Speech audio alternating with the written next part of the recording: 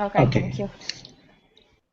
The idea of this presentation is to give you an overview of the main web and social media analytic concepts and tools, so then you can start to explore and to apply that for your museum or your cultural institutions. Of course, half an hour or a bit more is not enough for going to all the details of Google Analytics.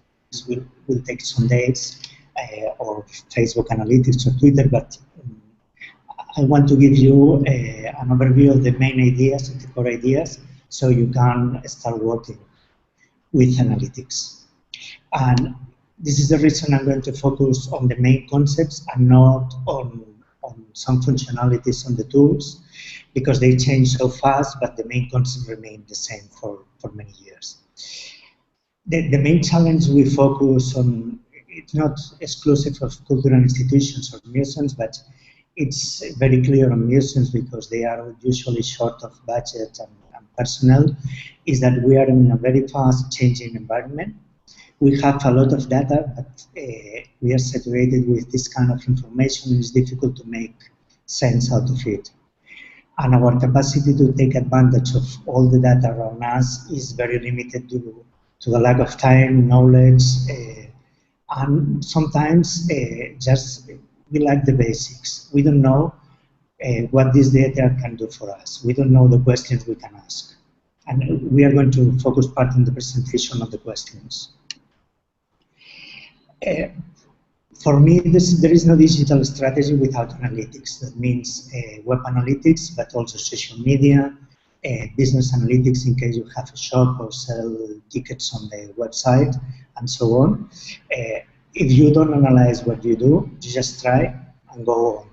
But you need to analyze every step of your online strategy, define the KPIs, the key performance indicators, for each channel, for each goal, record the data, contrast with goals, and then check and improve again. We're going to see that cycle over the presentation. What we do understand by strategic analytics, we understand going beyond the basic Google Analytics or Twitter Analytics reports. So we are not interested just in visits, paper visits, and so on, but we are interested in setting goals, setting our objectives, setting strict ways to evaluate that objectives, and analyze data for getting real answers. We want actionable analytics. I mean, we want to analyze and then to change some things about our online promotion, our website, or whatever.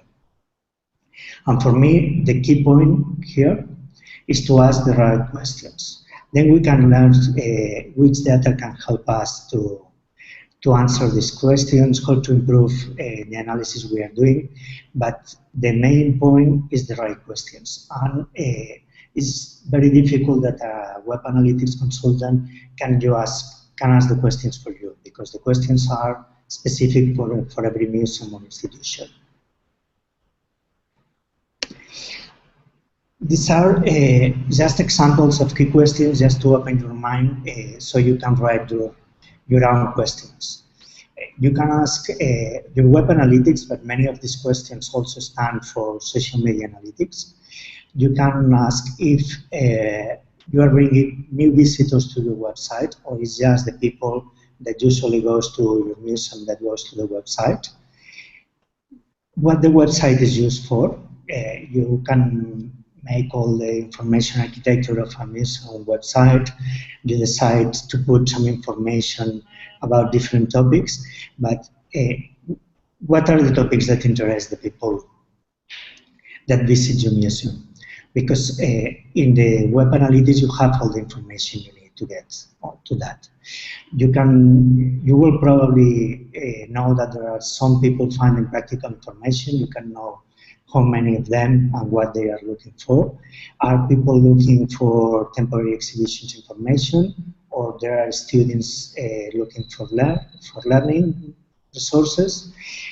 All these kind of questions you can answer with analytics. You can also know the satisfaction of the user. You don't need to ask. You can check that on your user's behavior.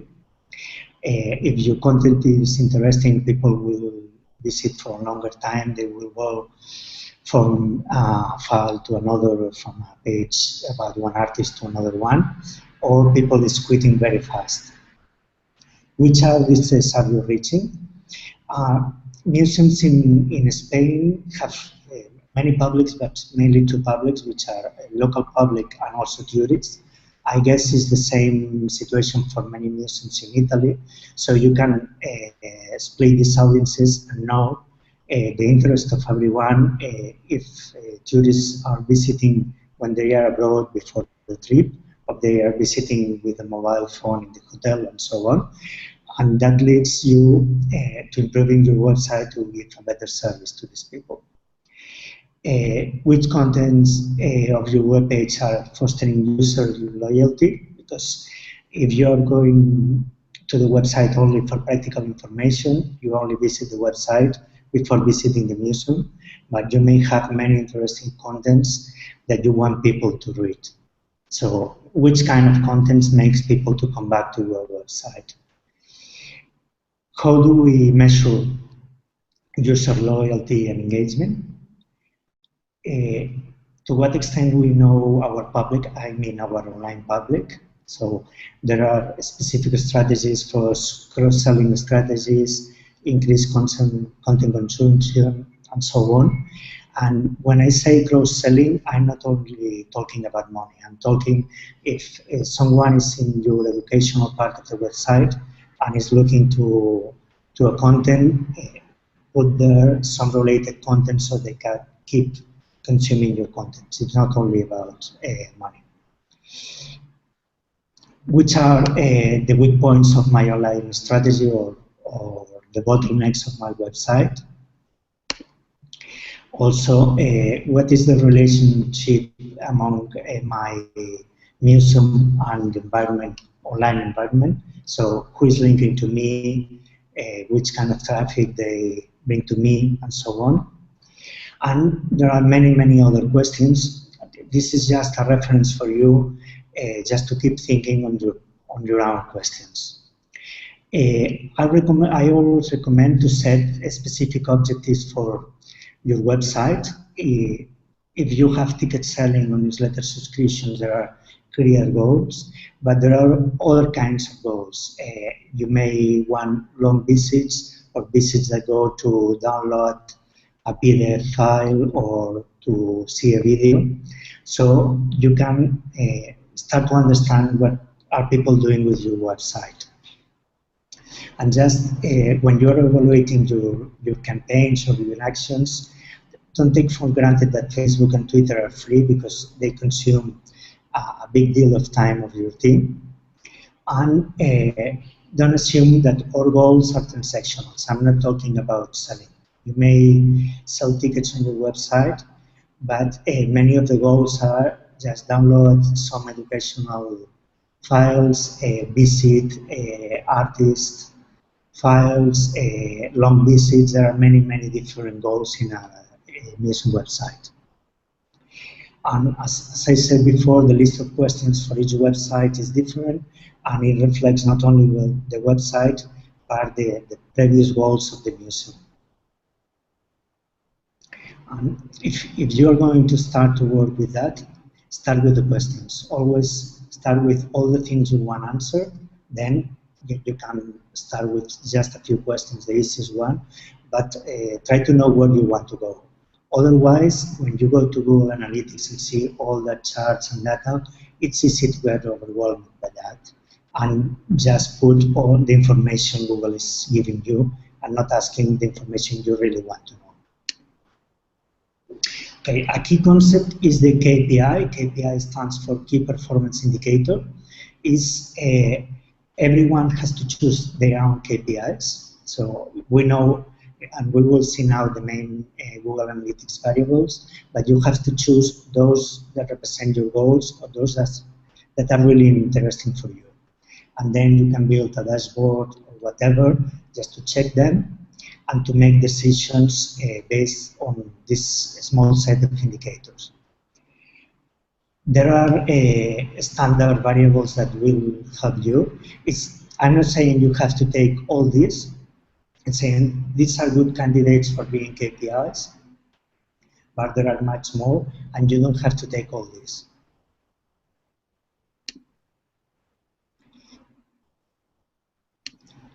I go back just a moment. Those are general Google Analytics concepts we will see in a moment. Those are also Google Analytics concepts, but this block here is about the number of visits, the number of page views, and this is about some quality aspects of the visit. These are still very basic, but they give an idea of the quality and the length of the visit. And those are transactionals, but they include sales, subscription, but also free downloads, quality visits, video or podcast consumption, and so on. Okay, we can think the key performance indicator in several fields. One is reach, to what people I am reaching with my website or also with my Facebook or Twitter. The other one is acquisition, is transactional, that's buying a ticket, newsletter, subscription, and so on. The other one is conversions, that are usually acquisitions, but in museums, most conversions are not an acquisition. You can see a conversion as a long visit or a visit that goes to a certain depth in your information architecture, because you don't want to count as a conversion a visit that just goes to the home page, then the list of the artists of your museum, and then switch off. This is not a good quality visit. A good quality visit is or someone looking for practical information that goes to the practical information part of the website and then quits, or someone wanting to spend some time or to look for information about your artists or the pieces in your collection, and has a long visit in your collection section, or people going to the educational part. You can set different conversions, and that can lead you to know that, I don't know, 40% of people is looking for practical information, 10% is looking for temporary exhibitions, 25% are students or teachers looking for educational purposes and material, and that will help you very much to understand what's happening with your website and what do your users expect from you. Because doing a website and just looking at the main analytics variables doesn't give you that. You don't know really what is people doing, what are people doing with your website.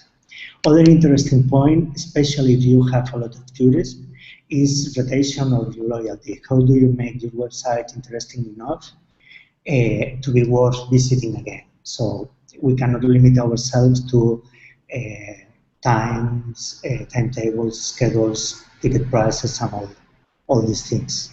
Engagement, how people relate with your website, they share that on social networks or not. And exits, which are the quick points of your website. If you are looking for the opening time, you go to the opening time and then you close the browser, it's okay, even if the visit is very short. But there are some pages like the home page, like pages where you can choose among different educational content or among different artists. If people quit in that page, you have a problem because the website is not satisfactory enough for users.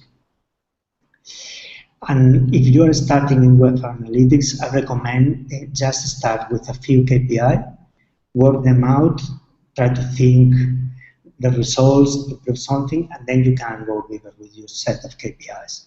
Because otherwise you will get to so many numbers you cannot make the sense out of it. I'm going now to only the very basic Google Analytics definitions, the Google Analytics key concepts. I'm talking only about Google Analytics because I guess it's the tool most Italian museums use, as they do most museums worldwide. And in every case, I have put you the Google support page in Italian, if there is page in Italian, which is in most of the cases. So after the Hangout, you can check the definitions and learn more.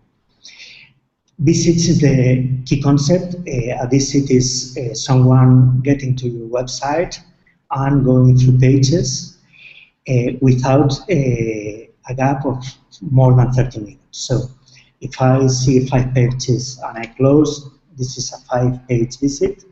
If I see 2 pages and I wait for more than half an hour and then resume my navigation, those are two different visits in Google Analytics. Visit is opposed to unique visitor. So someone visiting the website in 2 different days are 2 different visits, but only one unique visitor. But on Web Analytics, the visit number is quite good, and the unique visitors number requires from Google many calculations and deductions, and it's not always good. Page views, it's an easy concept, is the number of pages that has been viewed in all visits. This average, the average number of pages in each visit or session is a first quality indicator that gives you an idea of the length of the visit. Just as a general idea, a museum may be between 4 and 6 pages per visit. If you are around 2 or 2.5, then you or have a poor website, or people is just looking for practical information in your website. Then you have session duration, that's number of minutes of your typical website visit. In this case, you have to take into account that Google cannot know the time in your last page. So if you have an average of 4 pages, the session duration is based on 3 pages, not 4. Bounce rate is another key concept. A bounce is a visit with only 1 page. So someone gets to your website from Google or Twitter or whatever, sees that page and closes. It doesn't matter if it's the home page or another page. And it's usually a good indicator of pages that are not working well. If there is a lot of people getting to your website and quitting in the first page, you may have a problem with your website. And there is a more general concept that is the exit rate, that is the percentage of people quitting in a certain page, but they can be people getting to the website in this web page, or people that have navigated through your website and then quit in this page. You will check all the definitions and see the tricky points, because this is just the main ideas. Another key part of Google Analytics are the traffic sources. So it's where people get to, how do people get to my website? The main are direct traffic, so I put the museum URL, or I have that in my favorites, and I get to the web page. Also with links from other pages. Search engines that include in separate reports free organic search engines, and also Google AdWords, which are the advertisement on the right part of Google. And also you can tag, and this tool here is very useful. I recommend you to check that. You can tag your URLs if you are doing a campaign or a newsletter or a Twitter action. So you can have a separate report in your Google Analytics about the traffic given by this specific action. You can do that with as many actions as you want. And there are also some advanced concepts that are useful. Events are something you have to define. So the first 2 slides was concepts and reports you have on your Google Analytics by default. The events, you need to define that, and you need to put specific codes on your website. And you can define events like ticket purchasing, video consumption, downloads, and so on. A conversion is a goal, it's a general concept.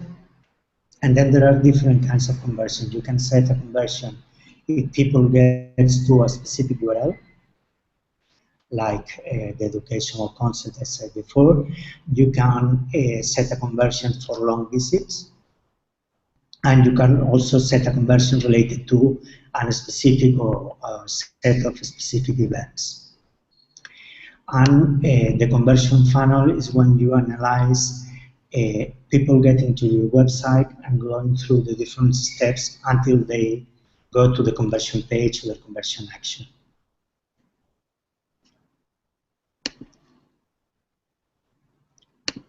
Okay, those are Google Analytics screenshots. One of the main features is to compare two different periods of the same website, so we can make sense of the numbers. Otherwise, you have, I don't know, 50,000 visits or 200,000 visits, but it's difficult to say if it's good or not for your museum. So you can compare usually with last year in the same months, because if your traffic has a certain stationality, and it should have if you have many periods, then you should compare with the same months in the previous years. And here you can see sessions or visits. In this case, they have increased. Users or unique users, which have also increased. Page views has increased also, but the page per session has a small decrease in this case. You have here the average session duration, the bounce rate, which is here 47%. That means that 47% of people that get to my website quit on the first page. And conversion rate has increased by 1%, so it's in red because it's a bad result. And also the number of new sessions, visits by new users. And this is usually the first report you check on Google Analytics, and then you start to see the reports we are going to look now. But this is the starting point. It says you how are you performing compared to last year, or if you have data from another museum that shares with you, you can compare with them. Then a key point is, where do my people come from? This is a kind of chart. I have put here the path in Google Analytics in English. I don't have that in Italian, but if you set your Google Analytics in English just for an hour, you can check all the paths and then switch again to Italian. Those are traffic sources. In this case, organic search, that means mainly Google, is 67%, then direct traffic, and then referrals, which those three are the three main traffic sources. Referrals are just links in another website, and that includes social networks usually, and also Wikipedia, which is very important for museums. In most cases, search engines are the very big part of the pie. And as a starting point, a museum should range from 55 to 80% of the total traffic is going to be from search engines. And if you are under 50%, you may have an important problem with your SEO. And that on referral, you have social networks. We will see that later, and also Wikipedia and many kinds of websites. This is just a sample taken from a museum with some changes. You can get all the keyword leads that people have used in search engines to get to your website. And in this case, you see first not provided and not set, that are keywords that Google is hiding. You can do nothing about that right now, but you still have plenty of information. In this case, okay, I got Museum X is the name of the museum, Museum X Barcelona, Museum X Spain. So this is just the name of the museum with different combinations like that, or that here. And that arises a first question. Do I get traffic for the name of the museum? Or do I also get traffic by the artists, the works, the periods, the artistic styles of my collection? And this is a key question, because if you only get traffic from keywords like that, and you have that for granted because it's your name, you cannot grow. If people know your museum, people will look for your museum in Google, and then will get to your website. But there's nothing you can do to grow and to get more people to the museum. And also, people is only getting to your website when they are actively looking for you. But the key point of the SEO strategy are keywords like that. You want people looking for the topics or the works or the artists you have in your museum to find you, even to discover the museum if they don't know you exist. So you have to work all your content, all your collection content, the artist content, and all that to get good rankings on Google. And with this kind of report, you can check the results. In the Google Analytics screen, you can filter. If you filter by the name of the museum, you can get all the keywords and all the traffic that comes from the name of the museum, so you can know the traffic that comes from different combinations of keywords. This is similar, those are not keywords, but the websites that give you traffic, and you will see that the quality of visit or the length of visit is very different depending on the source. There are also here some tips for filtering out Facebook, Twitter, and Wikipedia visits because they are split in many entries here. And when you do a general, the main sources of traffic, you can see the quality of the traffic each sources gets. This is Google Grants, and it's like Google AdWords part for museums, and you have a time, a bounce rate, and a conversion rate. The conversion rate, as we said before, may be sales, but maybe content downloads or whatever. And you can check the difference in quality, in number, but also in quality of the different traffic sources. Those are fictitious numbers, but are quite realistic, as Facebook and Twitter usually bring much shorter visits. People that follow a link on Facebook or Twitter wants to see only the page you have published, and then usually quits. And Wikipedia visits are usually quite longer than the average. On Google Analytics, you also have a social network report where you can compare Facebook and Twitter traffic from one year to another, and you can also see which are the landing pages of Facebook traffic, Twitter traffic, and so on.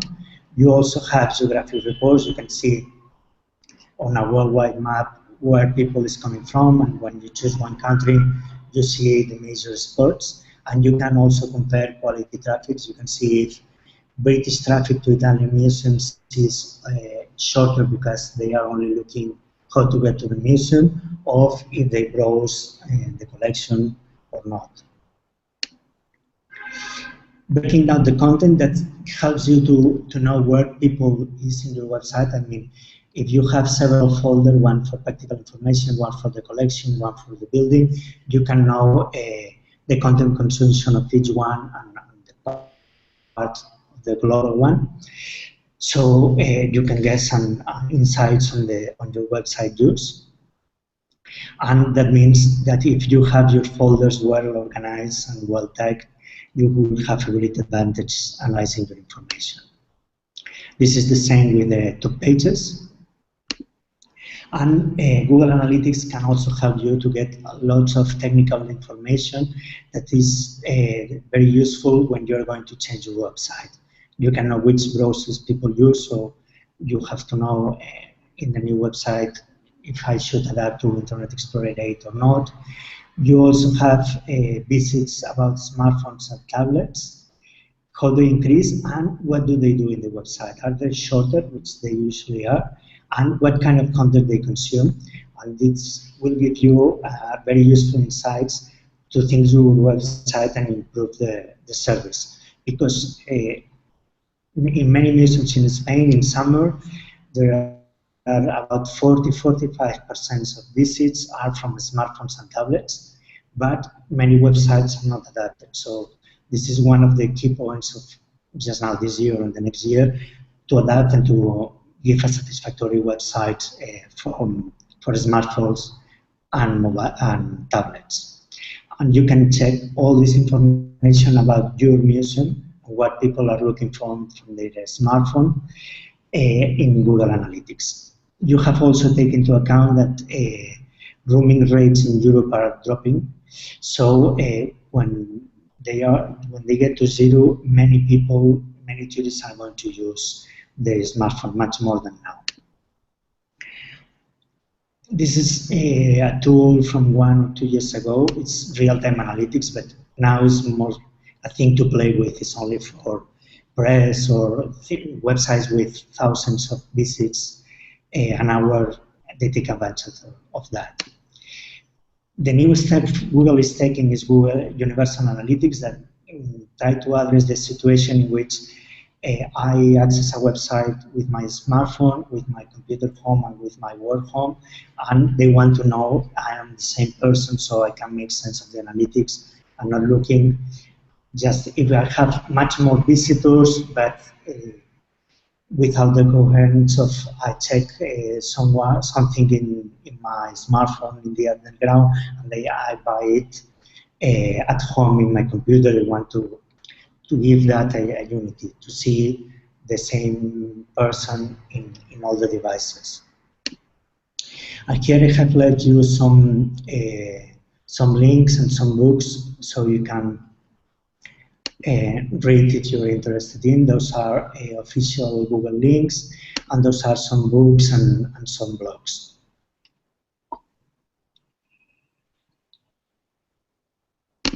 Okay, we're getting to Twitter. I have to go a bit faster because we are quite short of time now. You know the main characteristics of Twitter, but I'm going to just to focus on a couple of them.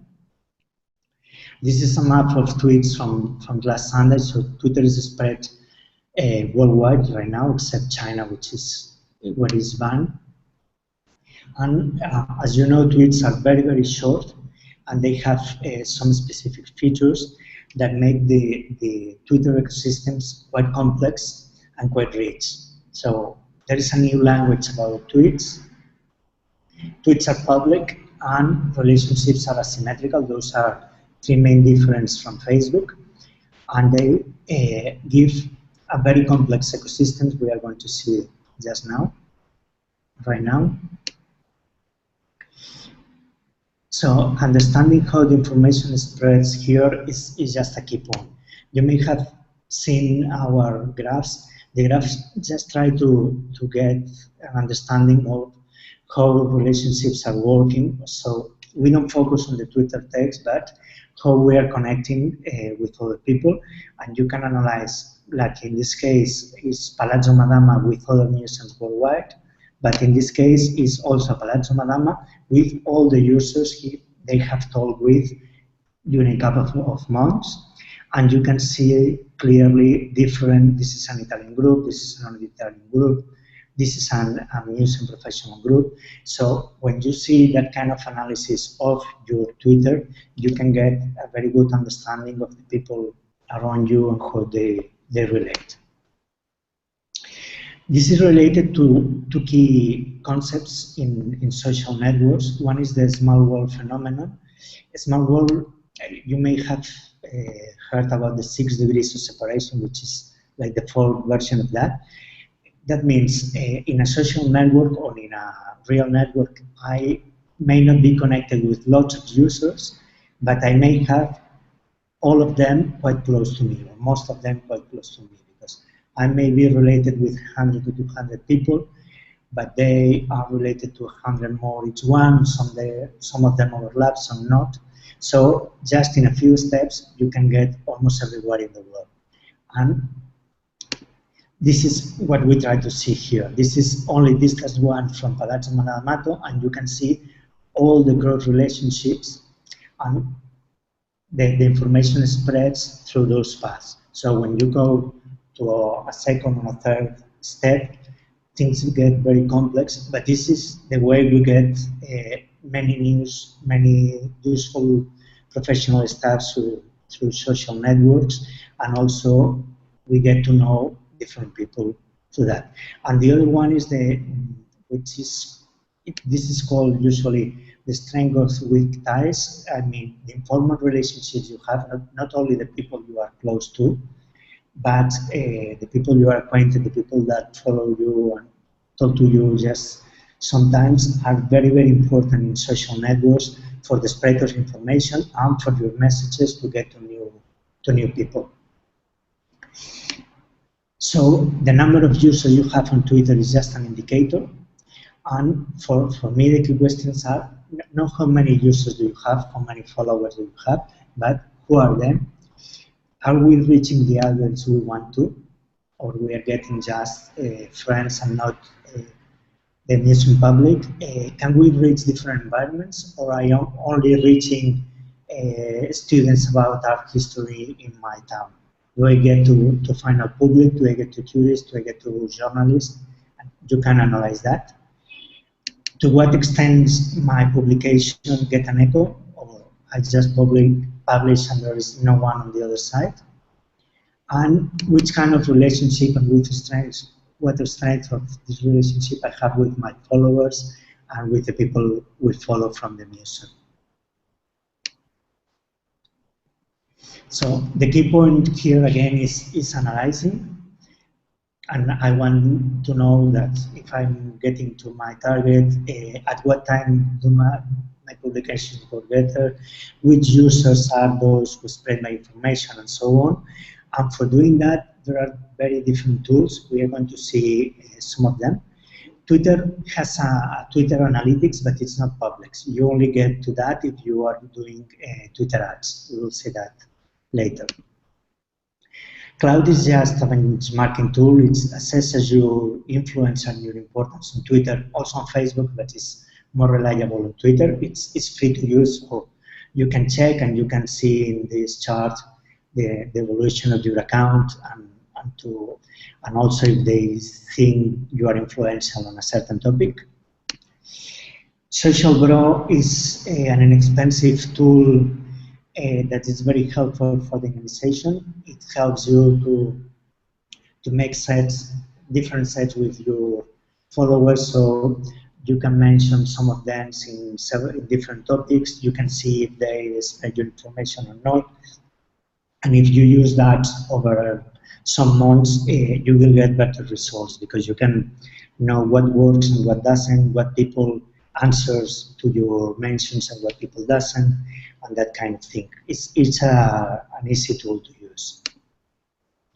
Codebuster is another one of the easy and inexpensive tools about Twitter.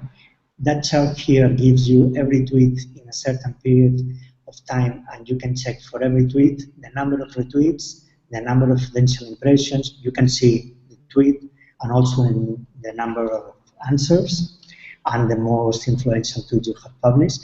And it's quite inexpensive. It's only $9 a month.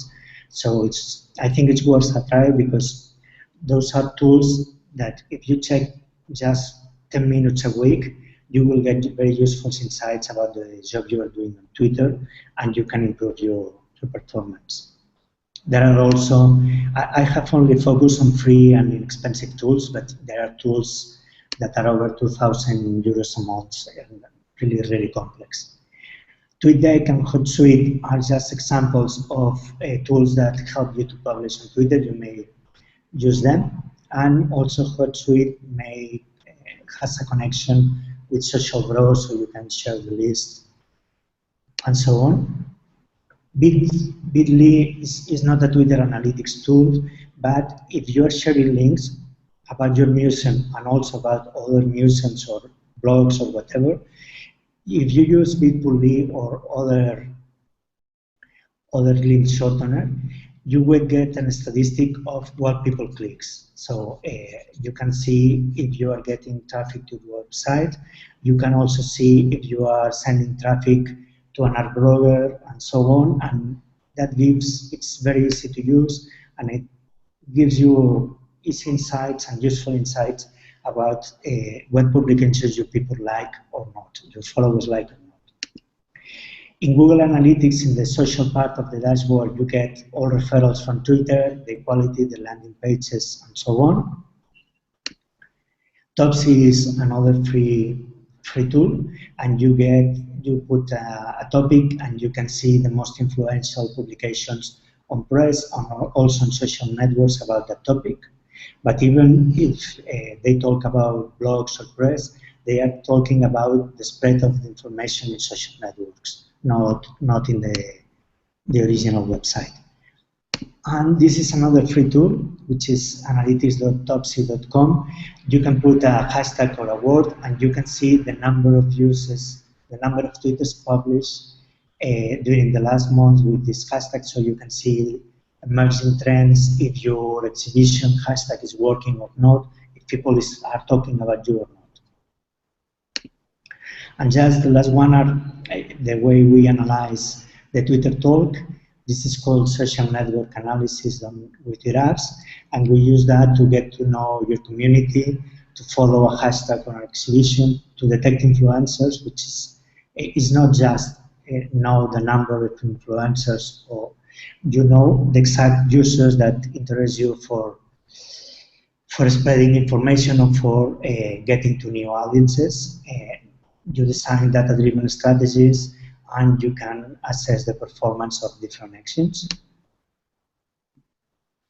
Twitter has got an API. An API is just a way for computer programs to understand. So computer programs take information out of Twitter with this API, and all the tools I have shown you use the free API. And there is a Twitter Analytics. It's not a very good dashboard. It's still, for me, this in my opinion, quite poor, but it's only available to users who advertise themselves. So right now you cannot access it unless you are doing a campaign. And Twitter has there are very good campaigns that allow micro-targeting and allow very subtle ways to segment your target. But the self-service campaigns are not yet available in Italy. In Spain, they are only available from 1 month ago, 2 months ago. And the standard campaigns, which are available in Italy, have a minimum budget of 5,000 euros to spend in 30 days. So they are out of range for most museums. But probably within this year, you will have self-service campaigns also.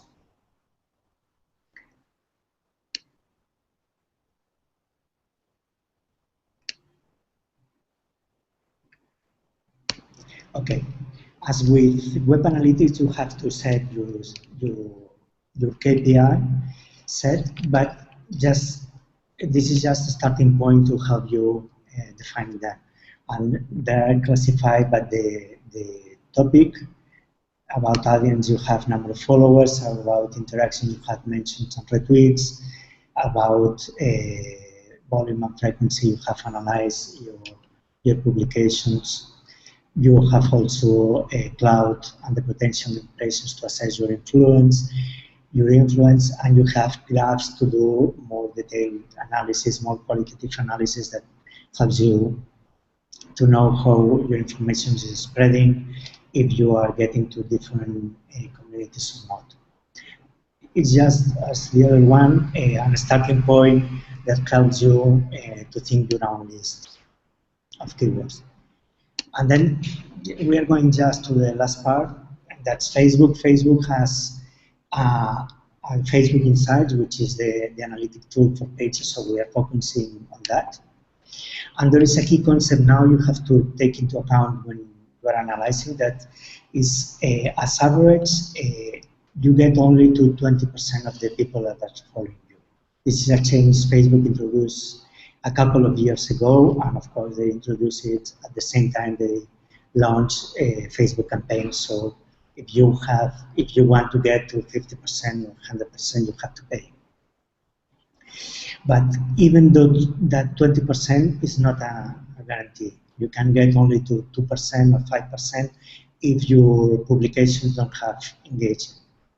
So you have to take the people talking about this rate, which is the basic interaction rate, and the higher rate you have, the closer you will get to that 20% limit. So if you don't get a good rate, you are getting to very few people, and you get to very few people, you will have a lower rate, and so on. So probably this is the main KPI right now, more than the number of followers.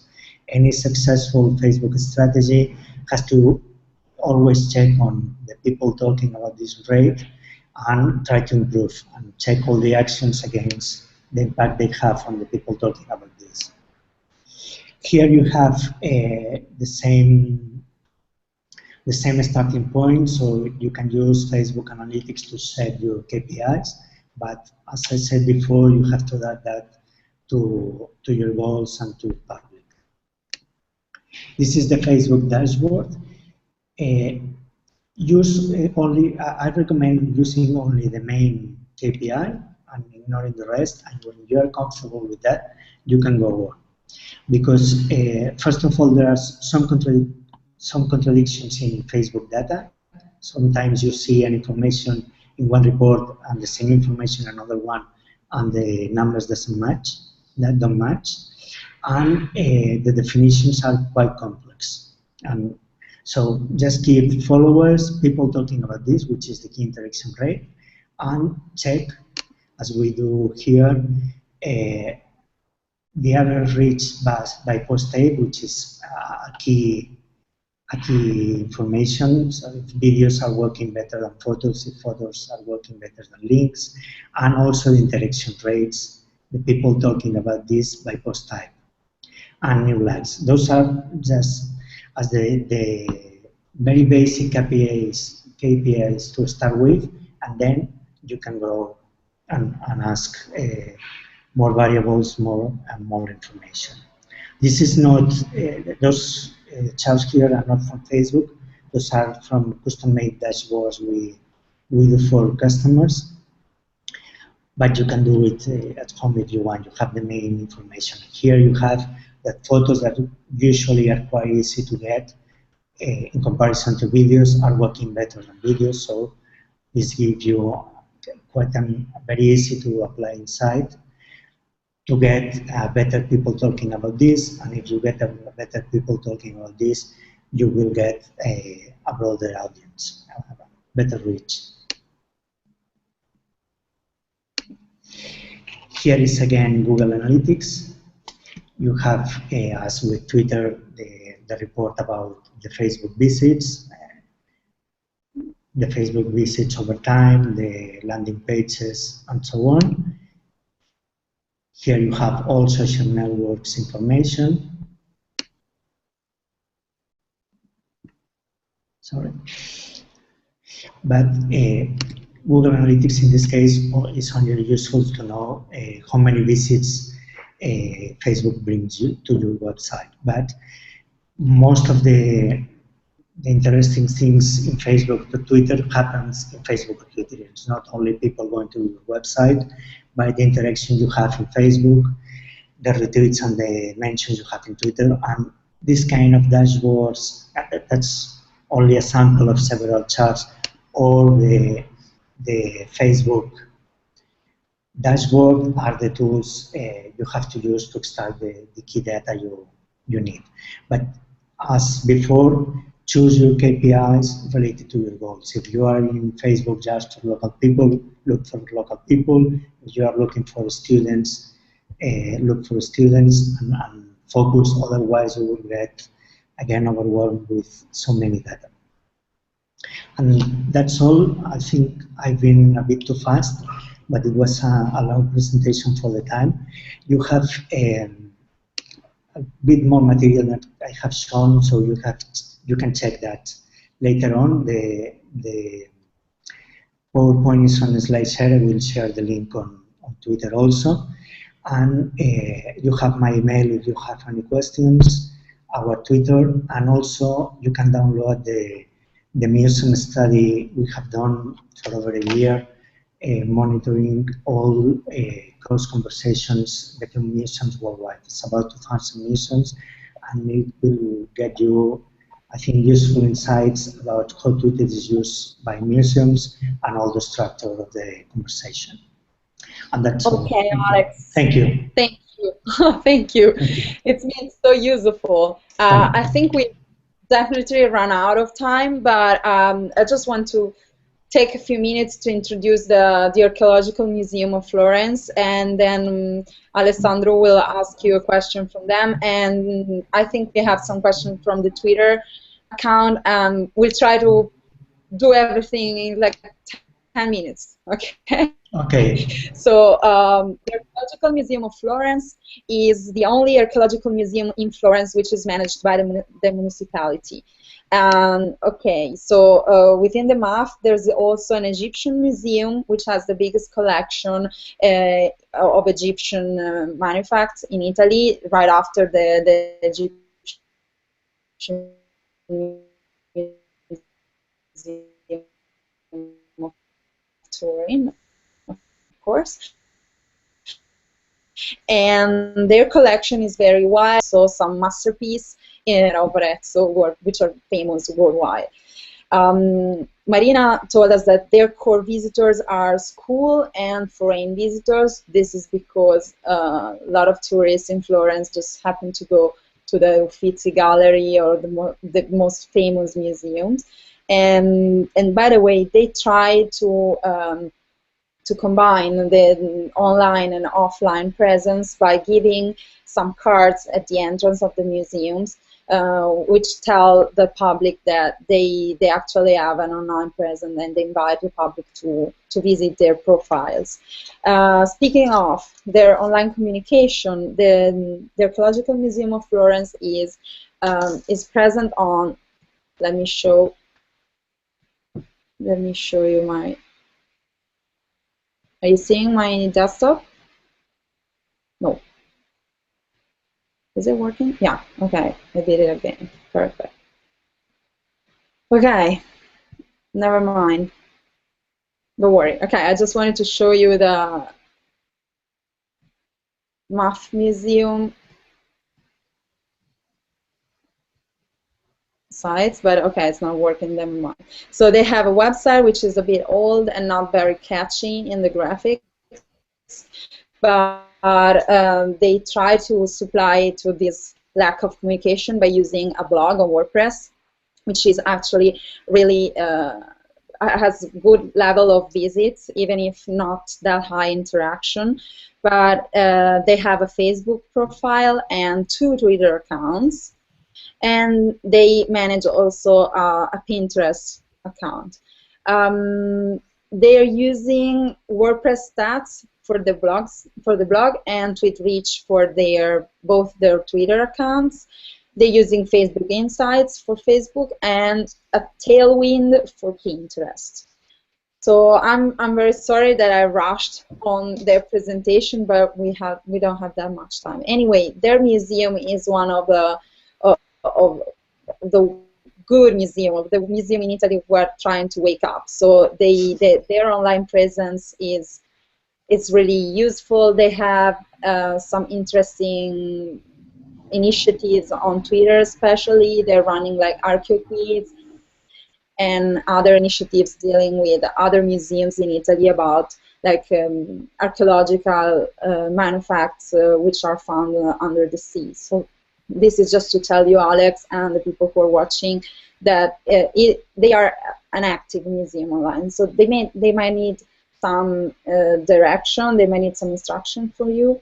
So I move forward to Alessandro, who will have a question from them. Yes. So according to your opinion and experience, have you noticed what have you noticed as the main obstacle in using analytics for a museum?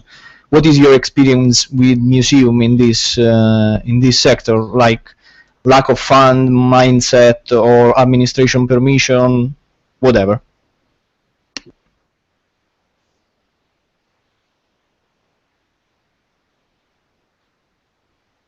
Alex, your microphone is switched off. Yeah. Okay, working now? Yeah? Yes, yes. Okay, that depends on the museum, but usually lack of knowledge and lack of time. Because I don't know in Italy, but at least in Spain, if the team wants Google Analytics or Twitter Analytics, they get that. Even if the museum director is not sure if they should use that kind of tool, usually they just put that on the website and start to work. But it's not easy to analyze the information, and in some cases there's also a lack of goals. Mission works and keeps working, but they don't know what are the online goals. So they have a website, but they don't know what for, or they have a Twitter account and they don't know what for. So maybe it's first to set the goals clearly, and then to have the knowledge and information just to start with. Okay, thank you. So, any other question? Yeah, I think we have some question from Twitter. Valeria? Okay. So the Museo Civico Maglie, which is a rather small museum in the south of Italy, ask a question that I'm actually gonna use to ask a broader question, because it's a problem that a lot of museums in Italy might have. So the museum asked if what are the possible solutions if they cannot start contracts with online tools because of constraint of the administration, of the rules of the museums that are usually connected to the municipality networks. Yeah. So there is like a government rules that are more strict than museums that are private. So in this sense, for a museum as such, what could be a possible approach? As you say, there is not a real culture of analytics. So what could be your advice if a museum would like to start from the basic and doing something small but effective? What are the possible tools and what are the possible things that they could look at to not? Yeah.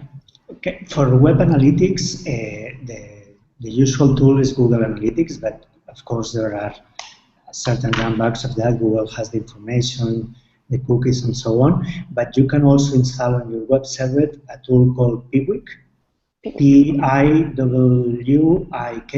which is kind of a simple Google Analytics, but all the information is on your web server.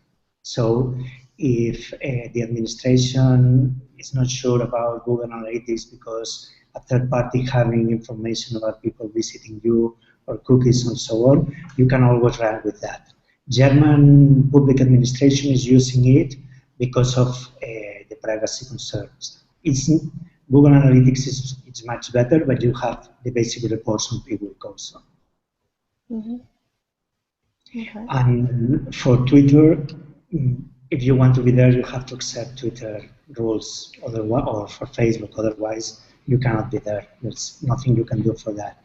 After that, if you have the information, you guys use the tool you want, but it's like you are going to a playground that is not yours, so you have to accept the rules. On your website, you can manage that, but on social networks, you are out of your place, so you have to accept the rules.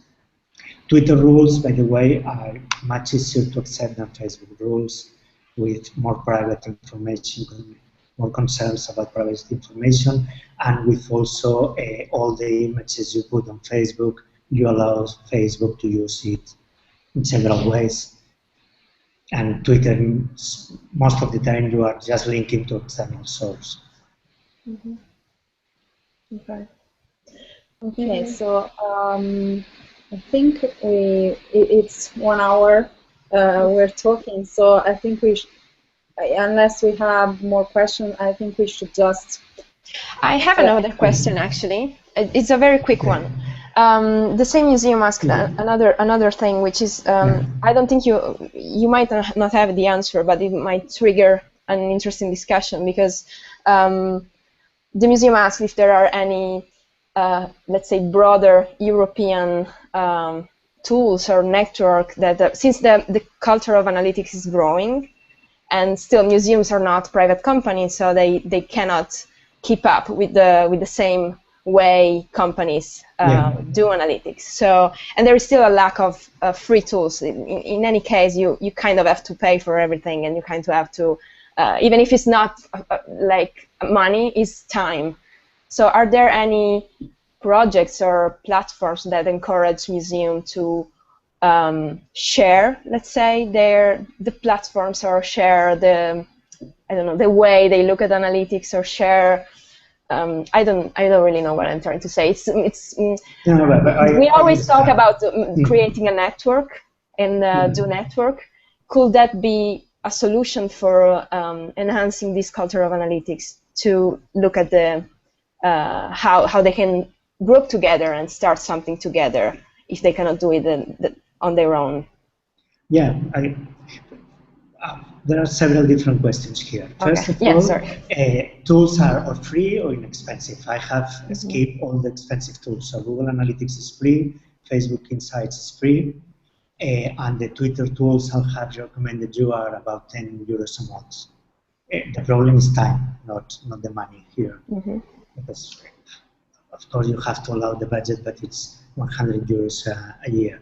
The problem is to find the time to make sense of all that information and to apply that. There are LinkedIn groups, but LinkedIn groups try to be crowded by spammers, which is a problem.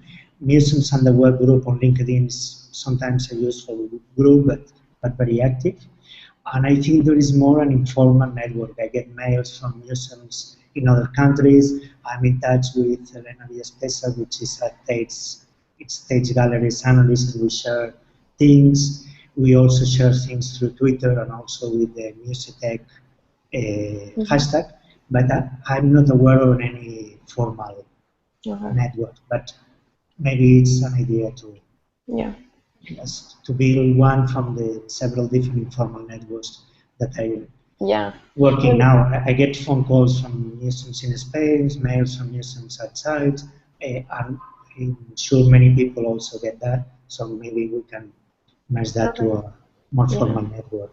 Okay, thank you. Okay, so maybe in your opinion, analytics are something that museums can run by themselves. They just need some training on these tools. It's not that the situation is as such that they need to use external agency for this service.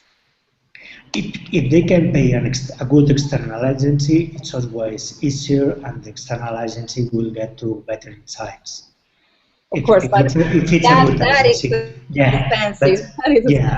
And if you are going to hire a bad agency, don't do that yourself, and then use the money for books or for a short course online, so you will get to the basics.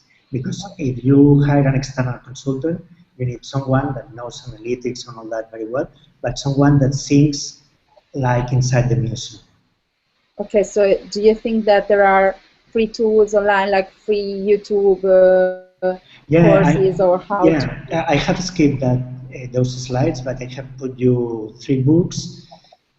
Our blog, also Avinash Kaushik blog, which is the reference blog on analytics, and also the Google Analytics YouTube channel, where you have several. They are quite boring videos, but you have videos there about the different stuff in the dashboard.